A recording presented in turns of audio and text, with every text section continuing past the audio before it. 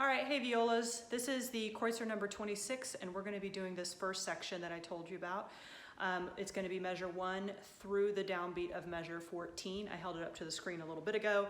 And what we're going to do right now is I just want to talk you through a couple things, and then I'm going to play through it at a reduced speed. It's going to be a quarter equals 74. So the couple spots I want to talk to you about, the first one is going to be measure 4. And measure 4, we just need to review the position work right there because it's kind of tricky, and that's also where they made a little bit of a change. It's in the errata again, TMEA.org. You can see where they made a little shift towards the end. So I'm going to kind of talk you through it. I'm going to ignore the bowings for just a second and the rhythm. I'm just going to walk you through the fingering slowly.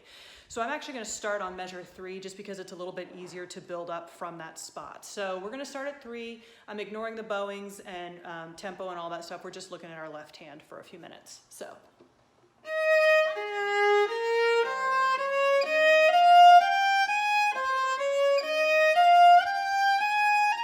And then when you get to here, we're going to stay up in position for quite some time, and you're just crossing strings. So here we go. This is measure 4.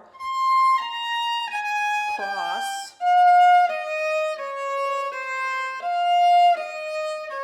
Cross again. Shift here.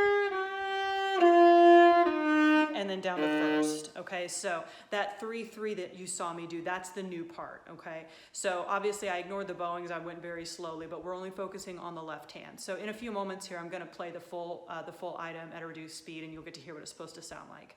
The other part I wanted to point out to you is gonna be measure 7 and 8. They're not inherently difficult, but you really do need to mark the third fingers because I find sometimes I'm not quite sure if I'm supposed to be playing a closed 3 or a stretched 3. And the 2 times I play a third finger on measure 8, I'll talk you through it.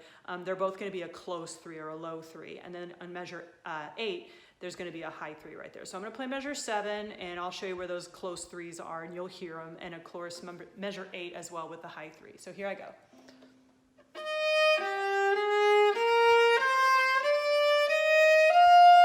Low 3. Low 3, high 3.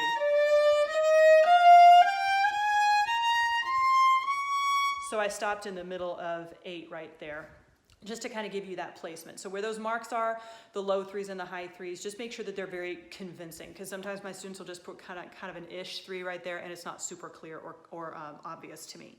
And then I put kind of a face at measure 7 because it's just a tricky measure. And the other one is also measure 13. It wouldn't seem so, but you have all these naturals that are showing up that I've been playing in flats. I'm comfortable now in flats, but now they're going to stick a bunch of naturals in there. So it can be a little bit disconcerting. So those are definitely places where I marked if I had to change my finger pattern. So just let me play measure 13 in slow-mo. I'll play the downbeat of 14 as well. No focus on bowings or tempo or anything like that. Again, just left hand focus.